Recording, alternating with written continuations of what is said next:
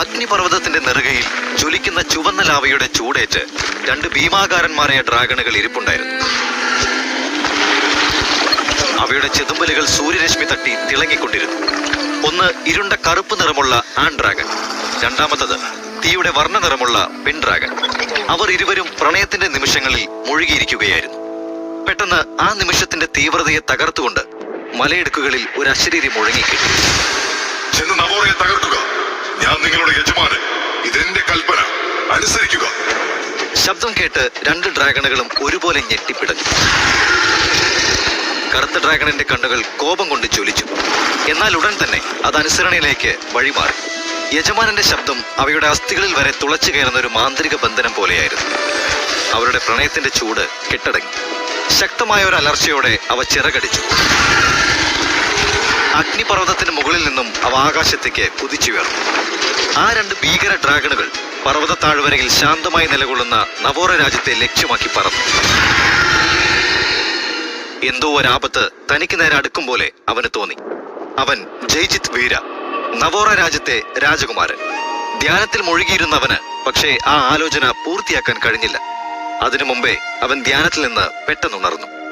കുറച്ചു നേരം കൂടി ധ്യാനിക്കാൻ അവൻ ആഗ്രഹിച്ചിരുന്നുവെങ്കിലും അവന്റെ നവോറിയ എന്നറിയപ്പെടുന്ന കൊട്ടാരത്തിന് പുറത്തു നടക്കുന്ന ബഹളം അവന്റെ ധ്യാനത്തെ ശല്യപ്പെടുത്തിക്കൊണ്ടിരുന്നു. അവന്റെ സഹോദരിമാരുടെ കളിച്ചിരികൾ അവന്റെ ധ്യാനമുറിക്ക് പുറത്തുയർന്നു കേട്ടു.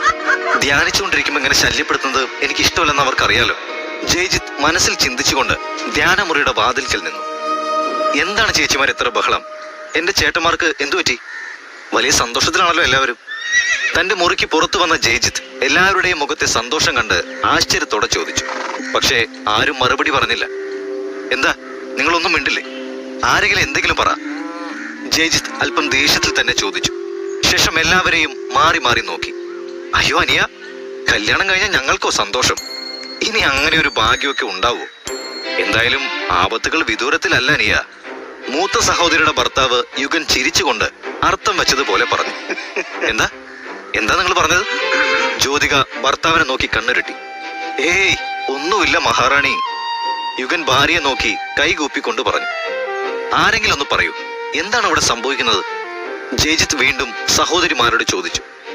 ജയ്, ഈ കൊട്ടാരത്തിൽ ഉടൻ തന്നെ ഒരു വിവാഹം നടക്കാൻ പോകുന്നു. അതിന്റെ ആഘോഷമാണ് ഇതെല്ലാം. മറ്റൊരു സഹോദരിയായ രേവതി സന്തോഷത്തോടെ അനിയനെ നോക്കി. എന്ത്?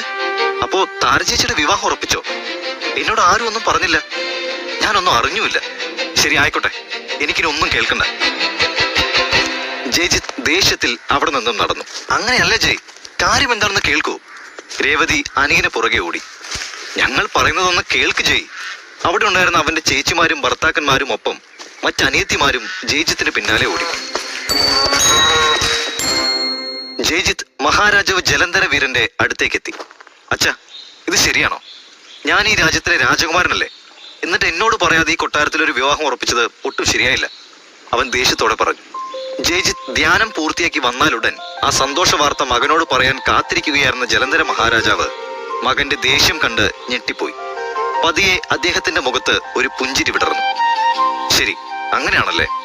എന്നാൽ ഞാനൊരു കാര്യം ചെയ്യാം. ഈ നിശ്ചയം അങ്ങ് വേണ്ടെന്ന് വെക്കാം.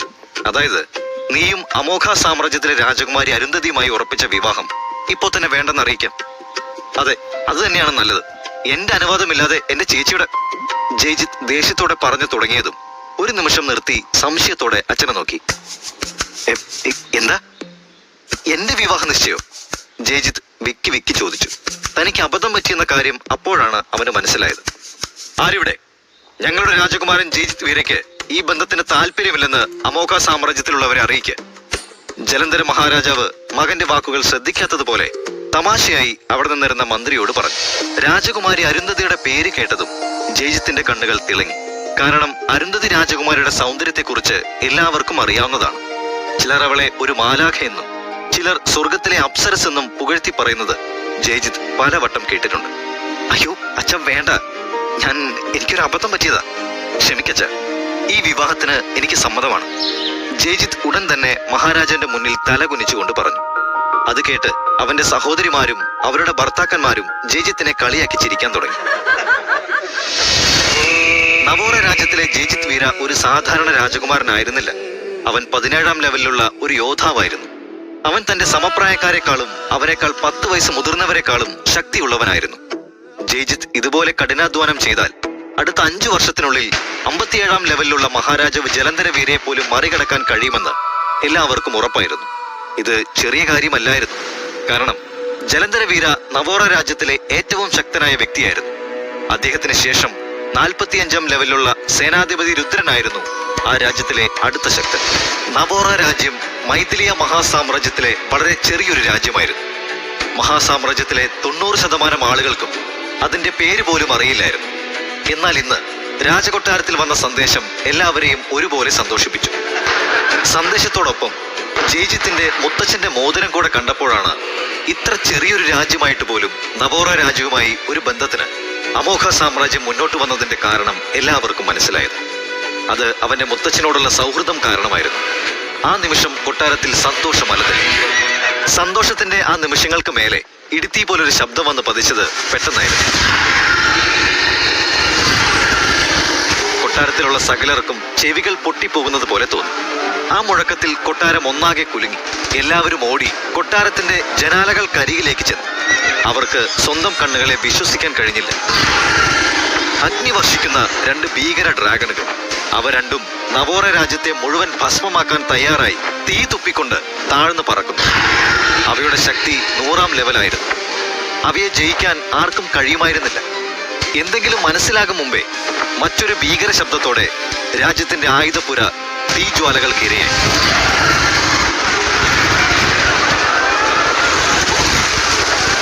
അവിടെ ഒരു തീഗോളം ഉയർന്നു പൊങ്ങി. പടയാളികളെ, അവയെ ആക്രമിക്ക്!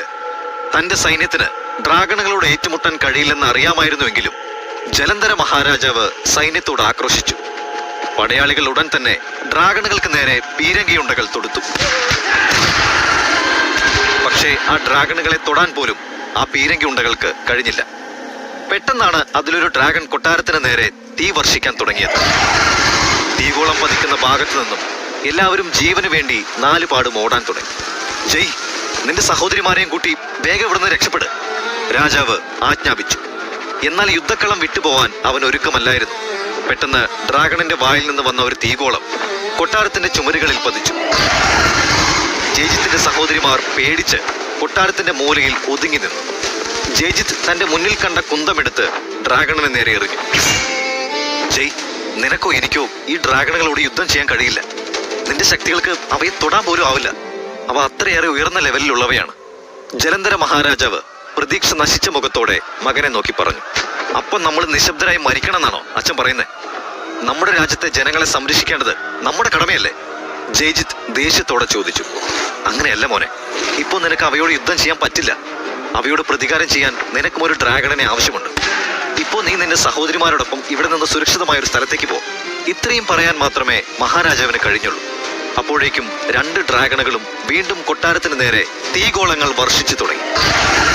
കൊട്ടാരത്തിൽ എല്ലാവരും ജീവൻ രക്ഷിക്കാൻ വേണ്ടി നെട്ടോട്ടമോടി. ജയ്ജിത്തും മഹാരാജാവ് ജലന്ധരും ഒരു മതിലിന് പിന്നിലായിരുന്നു നിന്നിരുന്നത്. നമ്മുടെ ശത്രുക്കൾ ഈ ഡ്രാഗണുകളല്ല, മറിച്ച് നമ്മളെ ആക്രമിക്കാൻ ഇവരോട് ഉത്തരവിട്ടവനാണ്. നീ ഇപ്പോ ഇവിടുന്ന് ഓടി രക്ഷപ്പെടുക. ശേഷം അവനെ കണ്ടെത്തുക. സമയം വരുമ്പോ അവനുള്ള ശിക്ഷ കൊടുക്കാൻ നിനക്ക് കഴിയും. അതിനായി നിന്നെ സ്വയം ഒരുക്കുക. ഇത്രയും പറഞ്ഞുകൊണ്ട് രാജാവ് അവനോട് ഒരു വശത്തേക്ക് ഓടാൻ ആംഗ്യം കാണിച്ചു. ജയ് വിയോജിപ്പോടെ അച്ഛന്റെ കണ്ണുകളിലേക്ക് നോക്കി. വേണ്ടച്ച, ഞാൻ നിങ്ങളെ ഇവിടെ ഉപേക്ഷിച്ചു പോവില്ല, അവൻ വാശിയോടെ പറഞ്ഞു. ജയ്, നീ സാഹചര്യം മനസ്സിലാക്ക്. ഒരു രാജാവിന്റെയും അച്ഛന്റെയും കടമയാണ് തന്റെ രാജ്യത്തിനും കുടുംബത്തിനും വേണ്ടി അവസാന ശ്വാസം വരെ യുദ്ധം ചെയ്യുക എന്നത്. രാജ്യത്തിലെ ഒരാളെങ്കിലും ഈ കൊട്ടാരത്തിൽ ഉള്ളിടത്തോളം കാലം എനിക്ക് ഈ കൊട്ടാരം വിട്ടുപോകാൻ കഴിയില്ല, മഹാരാജാവ് ജലന്ധര വീര ഉറച്ച ശബ്ദത്തിൽ പറഞ്ഞു. അതുപോലെ ഒരു പുത്രന്റെയും രാജകുമാരന്റെയും കടമയാണ് തന്റെ അച്ഛനെയും രാജാവിനെയും സംരക്ഷിക്കുക എന്നതും അവസാന ശ്വാസം വരെ കൂടെ നിൽക്കുക എന്നതും. അതുകൊണ്ട് ഞാൻ എവിടെ വിട്ടു പോവില്ലച്ച. ജയ്ജിത്ത് തന്റെ തീരുമാനത്തിൽ ഉറച്ചു നിന്നു. അപ്പോ ഒരു സഹോദരന്റെ കടമയോ? നിന്റെ രാജാവിന്റെ ആജ്ഞ അനുസരിക്കേണ്ടതും നിന്റെ കടമയല്ലേ? എനിക്കൊന്നും സംഭവിക്കില്ല. നീ ഇവിടെ നിന്ന് എത്രയും പെട്ടെന്ന് പോകൂ. നിന്റെ സഹോദരിമാരെ രക്ഷിക്കൂ ചെയ്. അതും പറഞ്ഞ് രാജാവ് തന്റെ മകനെ രക്ഷപ്പെടാനുള്ള വഴിയിലേക്ക് പതിയെ തള്ളി. ആ സമയം തന്നെ സ്വയം നിയന്ത്രിക്കാൻ കഴിയാതെ അവൻ അങ്ങോട്ടോടി. കൊട്ടാരം മെല്ലെ മെല്ലെ ഇടിഞ്ഞു തുടങ്ങി. ഓട്ടത്തിനിടയിൽ തിരിഞ്ഞു നോക്കിയ ജയ് കണ്ടത് ഒരു വലിയ തീഗോളം മഹാരാജാവ് ജലന്ധരന്റെ അടുത്ത് വന്ന് വീഴുന്നതാണ്. അദ്ദേഹം ശരീരം മുഴുവൻ പൊള്ളലേറ്റ് നിലത്തേക്ക് വീണു. അച്ഛാ! ജയ് ഒരു അലർച്ചയോടെ അച്ഛനെ നോക്കി. സങ്കടവും ദേഷ്യവും നിറഞ്ഞ കണ്ണുകളോടെ അവൻ രാജാവിന്റെ അടുത്തേക്ക് ഓടാൻ തുടങ്ങി. എന്നാൽ ജയ്ജിത്ത് രാജാവിന്റെ അടുത്തേക്ക് എത്തുന്നതിന് മുൻപേ ഡ്രാഗണുകളുടെ ആക്രമണത്തിൽ തകർന്ന കൊട്ടാരത്തിന്റെ ഒരു ഭാഗത്തിനൊപ്പം ജലന്ധര മഹാരാജാവ് താഴേക്ക് പതിച്ചു. ജയ് ഒരു നിമിഷം നിശ്ചലമായി. അവന്റെ കണ്ണുകൾ നിറഞ്ഞൊഴുകി. എങ്ങനെയോ സ്വയം നിയന്ത്രിച്ച് ജയ് തന്റെ വാളെടുത്ത് പറക്കുന്ന ഡ്രാഗണിന് നേരെ ചാടി. പക്ഷേ അവന്റെ വാൾ ലക്ഷ്യം തെറ്റി. അവൻ നിലത്തേക്ക് വീണു. ജയ്ജിത്ത് തങ്ങളെ ആക്രമിക്കുന്നത് കണ്ടതും ഒരു ഡ്രാഗൺ അവന് നേരെ തിരിഞ്ഞു. അത് ശക്തിയിൽ അവന്റെ നേരെ തീ തുപ്പാൻ തുടങ്ങി. ജയ് വേഗത്തിൽ ഒഴിഞ്ഞു മാറി. പക്ഷെ അപ്പോഴേക്കും കത്തിക്കൊണ്ടിരുന്ന കൊട്ടാരത്തിന്റെ മേൽക്കൂരയിൽ നിന്ന് ഒരു വലിയ കഷ്ണം അവന്റെ മുകളിലേക്ക് അടർന്നു വീണു. ജയ്ജിത്ത് അതിന്റെ അടിയിൽ കുടുങ്ങി. അവൻ എഴുന്നേൽക്കാൻ പരമാവധി ശ്രമിച്ചെങ്കിലും പരാജയപ്പെട്ടു. പെട്ടെന്ന് ആ ഡ്രാഗൺ അവന്റെ നേർക്ക് പറന്നു വരുന്നത് ജയ് കണ്ടു. വാശിയോടെ ജയ് തന്റെ മേൽ വീണ കല്ല് മാറ്റാൻ സർവ്വശക്തിയും എടുത്ത് ശ്രമിച്ചു. പക്ഷേ അവന്റെ ശരീരത്തിൽ ശക്തിയൊന്നും അവശേഷിച്ചിരുന്നില്ല. അത് മനസ്സിലാവാതെ ജയ് വീണ്ടും വീണ്ടും എഴുന്നേൽക്കാൻ ശ്രമിച്ചുകൊണ്ടിരുന്നു. ജയ്ജിത്തിന്റെ ശക്തി പൂർണ്ണമായും ഇല്ലാതായി. അവന്റെ കണ്ണുകൾ പതിയെ അടയാൻ തുടങ്ങി. പാതി അടഞ്ഞ കണ്ണുകളിൽ തീ തുപ്പുന്ന ഡ്രാഗൺ മാത്രം നിറഞ്ഞു നിന്നു. അവൻ പോലും അറിയാതെ അവന്റെ കണ്ണുകൾ പൂർണ്ണമായും അടഞ്ഞു. പതുക്കെ ശരീരം ഒരു ഇരുണ്ട ഗർത്തത്തിലേക്ക് വീഴുന്നത് പോലെ അവന് തോന്നി. അവന്റെ സിരകളിലൂടെ രക്തമൊഴുകുന്നത് അവൻ അറിയാൻ കഴിയുന്നുണ്ടായിരുന്നു. അവന്റെ ഹൃദയമിടിപ്പ് പതിയെ പതിയെ കുറഞ്ഞു വന്നു. പെട്ടെന്നാണ് ഒരു അജ്ഞാത ശക്തി ശരീരത്തിൽ പ്രവേശിച്ചതുപോലെ അവന്റെ ശരീരത്തിൽ ശക്തമായ ഒരു ആഘാതമുണ്ടായിരുന്നു. അവന്റെ രക്തസമ്മർദ്ദം ഉടനെ കൂടുന്നതായും ഹൃദയമിടിപ്പ് പതുക്കെ ഉയരുന്നതായും അവന് തോന്നി. എന്താണ് തനിക്ക് സംഭവിക്കുന്നതെന്ന് അവന്റെ തലച്ചോറിന് അപ്പോഴും മനസ്സിലാക്കാൻ കഴിയുന്നില്ലായിരുന്നു. പെട്ടെന്ന് ഒരു നിലവിളിയോടെ അവന്റെ കണ്ണുകൾ വലിച്ചു തുറന്നു. തന്റെ മുന്നിൽ നിൽക്കുന്ന ജ്വാലയെ ഒരു നിമിഷം അവൻ സൂക്ഷിച്ചു നോക്കി. ശേഷം പതിയെ ചുറ്റും നോക്കി. ചേച്ചി, നമ്മൾ എവിടെയാണ്? ബാക്കി എല്ലാവരും എവിടെ? ജയ്ജിത്ത് കണ്ണു തുറന്ന് സംസാരിക്കുന്നത് കണ്ടതും അതൊരു സ്വപ്നമാണോ എന്ന് ഒരു നിമിഷം ജ്വാലയ്ക്ക് തോന്നി. ജയ്ജിത്ത് ഒരു വർഷത്തിന് ശേഷം അവന്റെ കണ്ണുകൾ തുറന്നിരിക്കുന്നു. പതിയെ അവളുടെ മുഖത്ത് നേരിയ പുഞ്ചിരി നിറഞ്ഞു. അവൾ അനിയന്റെ മുഖത്ത് വാത്സല്യത്തോടെ കൈ തലോടി.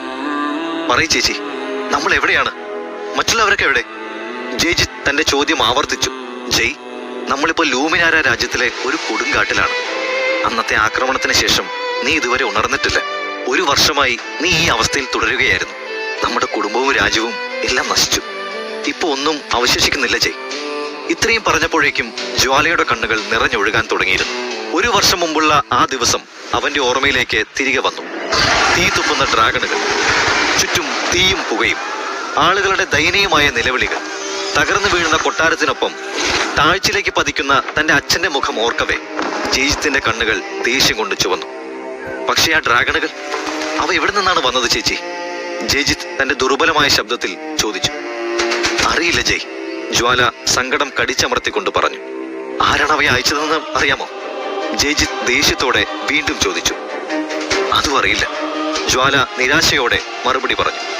ജയ്ജിത്തിന്റെ കണ്ണുകളിൽ കണ്ണീരും ക്രോധവും തിളങ്ങി. ജ്വാലയുടെ കണ്ണുകളിലും തന്റെ കണ്ണുകളിലുള്ള അതേ തീക്കനൽ അവന് കാണാൻ കഴിയും. പിന്നെ എന്താണ് നിങ്ങൾക്കറിയാവുന്നത്? പെട്ടെന്നുള്ള അവന്റെ അലർച്ചയിൽ ആ കുടിലിന്റെ ഭിത്തികൾ കുലുങ്ങി. വേദനയോടെ നിലവിളിച്ചുകൊണ്ട് അവൻ തലയിൽ കൈവച്ചിരുന്നു. അവന്റെ മുറിവുകളിൽ നിന്ന് വീണ്ടും രക്തമൊഴുകാൻ തുടങ്ങി. അച്ഛാ, നിങ്ങൾ എവിടെയാണ്? അവനിൽ നിന്ന് ഒരു വേദന നിറഞ്ഞ നിലവിളി പുറപ്പെട്ടു. അത് കേട്ട് കാട്ടിലെ പക്ഷികൾ പോലും പേടിച്ച് പറന്നുപോയി. കരയരുത് ജയ്, ജ്വാല അവന്റെ മുഖത്തെ തന്റെ കൈകളിൽ കോരിയെടുത്തുകൊണ്ട് പറഞ്ഞു. രണ്ട് സഹോദരങ്ങളും പരസ്പരം കെട്ടിപ്പിടിച്ച് കരഞ്ഞു. ജയ്ജിത്തിന്റെ കണ്ണുനീർ ജ്വാലയുടെ വസ്ത്രങ്ങളെ നനച്ചു. ജയ്ജിത്തിന് എന്താണ് സംഭവിച്ചത്? ആരാണ് ഡ്രാഗണുകളെ നവോറ രാജ്യത്തിലേക്ക് അയച്ചത്? ശത്രുക്കൾ എന്തിനാണ് നവോറയെ നശിപ്പിച്ചത്?